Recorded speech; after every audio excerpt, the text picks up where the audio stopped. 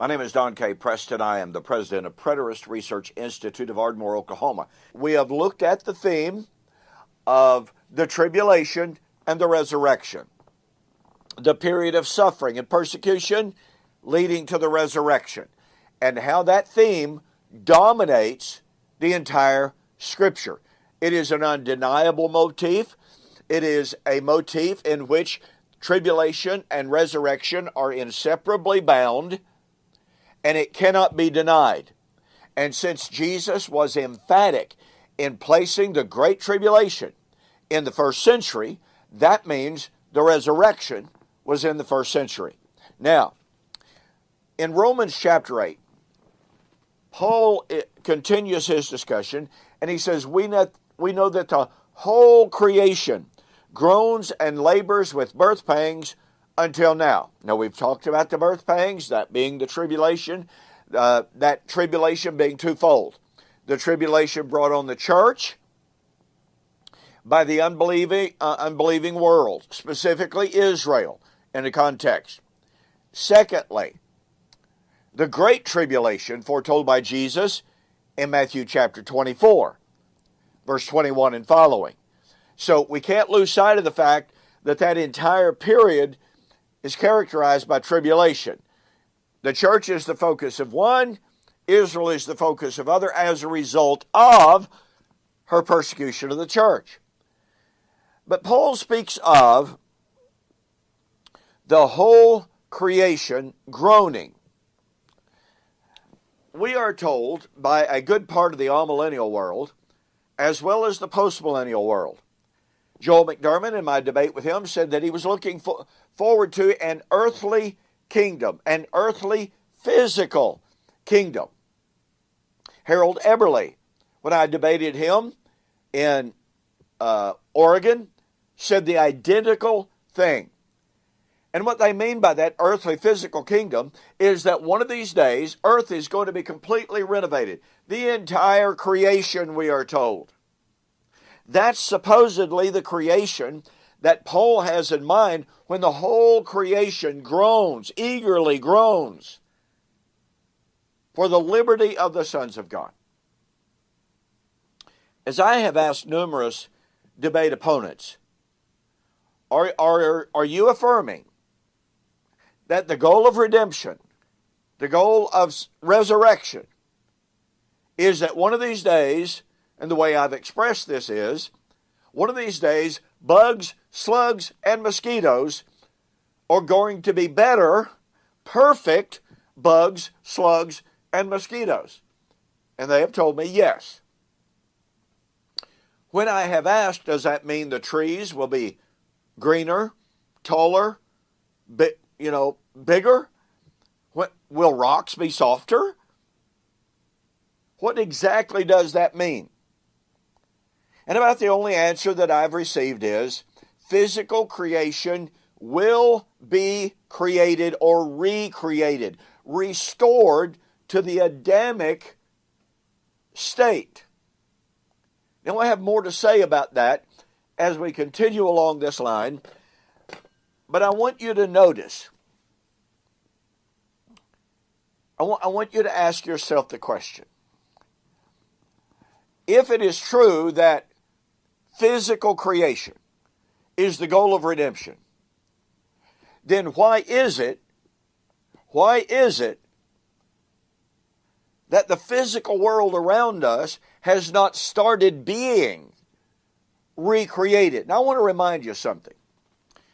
Paul, in discussing resurrection, redemption, restoration, in 1 Corinthians 15 says, that which is spiritual is not first, but that which is natural. Now, I'm convinced that the word natural there has more implications, more connotations to it than purely physical. But I'm certainly not denying that there are physical elements to that word natural. So what does that mean? When Paul talked about the restoration of creation, in other words, when Paul talked about the story of redemption, he said God has always operated from the natural to the spiritual. Well, if that's true, then it should mean that the redemption of creation begins with natural creation.